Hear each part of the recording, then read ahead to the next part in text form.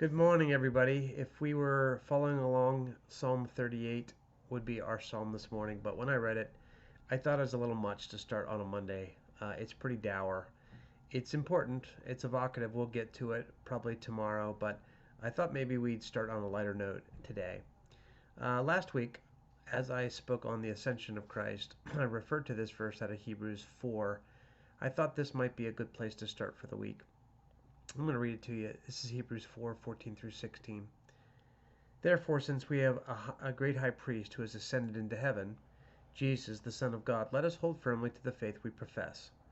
For we do not have a high priest who is unable to empathize with our weaknesses, but we have one who has been tempted in every way, just as we are, yet he did not sin.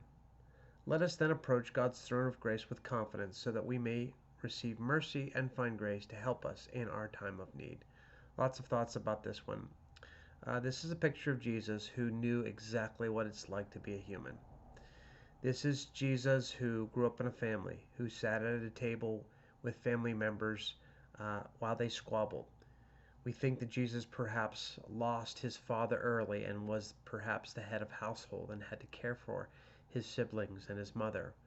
We know that he grew up in a small town, so he knew what gossip was like. We know from the Gospels he knows what it is to relate to people, to have people let you down, to have people betray you, have people disappoint you.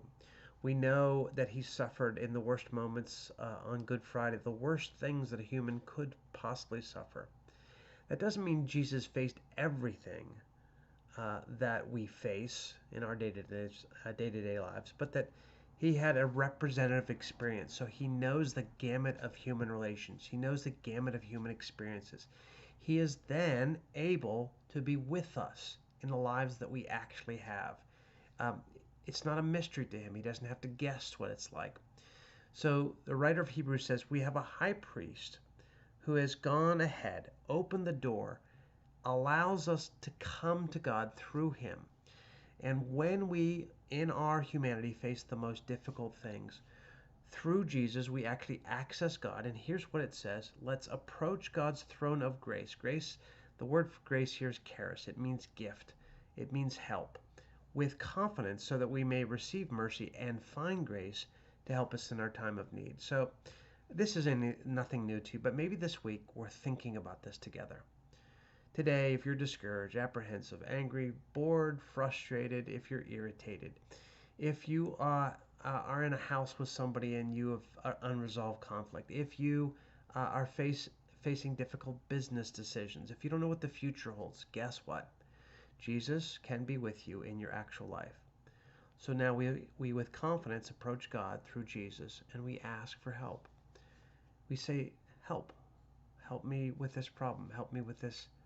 And Jesus meets us in those moments. Now, the difficult part of this transaction is actually recognizing that we should turn to Jesus and really humbly asking for his help. But then it's also expecting him to hear us and then respond and give us help. We don't want to be deists. So if we go and ask for help, we expect to receive help. So this week, let's practice that. Let's practice that together as a church community. Grace and peace to you.